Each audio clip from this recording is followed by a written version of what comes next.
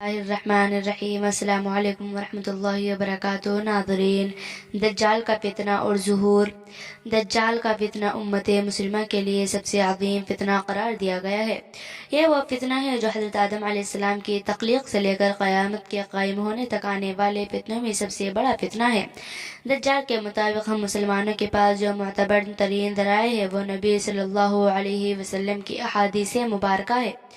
دجال کی سواری احادیث کی کتابوں میں صحابہ کرام رضوان اللہ علیہ اجمعین سے دجال کی مخصوص سواری کے مطابق روایت کی گئی ہے، جس کا مجموعہ یہ ہے کہ دجال ایک چمکدار گدھے پر سوار ہو کر نکلے گا، جس کے دونوں کانوں کا درمیانی فاصلہ 40 ہاتھوں کے برابر ہوگا۔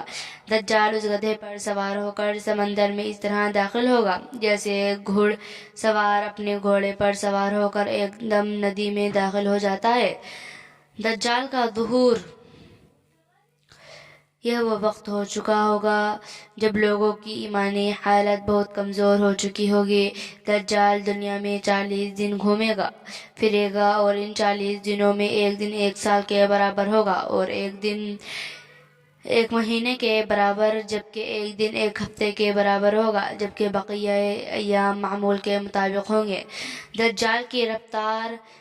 دجال کے لیے زمین سمیٹ دی جائے گی، یعنی وہ بہت تیز رفتاری سے سفر کرے گا اور سورج کے غروب ہونے کے لیے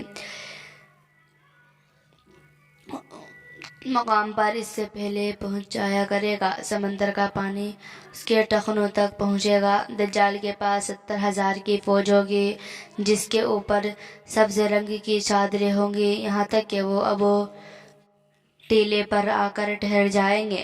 خدائی کا دعویٰ۔ پھر وہ ایسی بلند آواز دے کر سب کو بلائے گا کہ اس کو زمین و آسمان کا درمیان ساری مخلوق سن لے گی۔ پھر وہ ایسی بلند آواز دے کر سب کو بلائے گا کہ اس کو سارے آسمان درمیان ساری مخلوق سن لے گی۔ پھر دجال ان سب لوگوں سے کہے گا کہ تم لوگ میری عبادت کرو، میں تمہارا خدا ہوں۔ اس موقع پر رسول اللہ صلی اللہ علیہ وسلم نے فرمایا کہ تمہیں پتہ ہو کہ تمہارا رب ایک آنکھ والا نہیں ہو سکتا، بھلا وہ رب جو دوسروں کو آنکھیں دیتا ہے، وہ خود کیسے بینائی سے محروم رہ سکتا ہے؟ اور بدخدمت دجال کے ماتھے پر کافر لکھا ہوگا، جسے صرف مومن ہی پڑھ سکے گا، اور وہ ایسے پہچان لے گا۔ دجال اپنے گدھے پر سوار ہو کر ساری زمین پر گھومے گا۔ زمین کا کوئی حصہ، چاہے وہ پہاڑی ہو، میدانی ہو یا صحرائی ہو، کوئی علاقہ ایسا نہیں بچے گا کہ جہاں وہ نہیں جا پائے گا، سوائے مکہ مکرمہ اور مدینہ منورہ کے، کیونکہ اللہ تعالیٰ ان دونوں جگہوں کی حفاظت خود فرشتوں کے ذریعے فرمائے گا۔ دجال جب وہاں داخل ہونے کی کوشش کرے گا تو فرشتہ اس کا رخ پھیر دیں گے۔ ان احادیث کی بنیاد پر یہودی خاص داخل ہونے کی کوشش کرے گا تو فرشتہ اس کا رخ پھیر دے گا۔ ان احادیث کی بنیاد پر یہودی خاص طور پر گدھے کی تعظیم کرتے اور وہ اپنی خفیہ عبادتوں میں گدھوں کی ضرور شامل کرتے ہیں۔ بعض لوگوں کا یہ دعویٰ ہے کہ عبادت کے دن خفیہ طور پر یہودی ایک گدھے کو اٹھا کر بیت المقدس میں لے جاتے ہیں، جہاں مختلف رسم و رواج کے مطابق اس گدھے کو سجایا جاتا ہے۔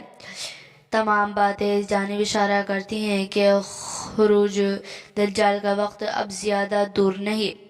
بلا شبہ یہ فتنوں کا دور ہے، اور اس وقت انسانیت دجال اور دجال کی قوتوں کو فتنے عظیم کی طرف بڑھ رہی ہے، لہذا دجال کی قوتوں سے آگاہ ہی رہ کر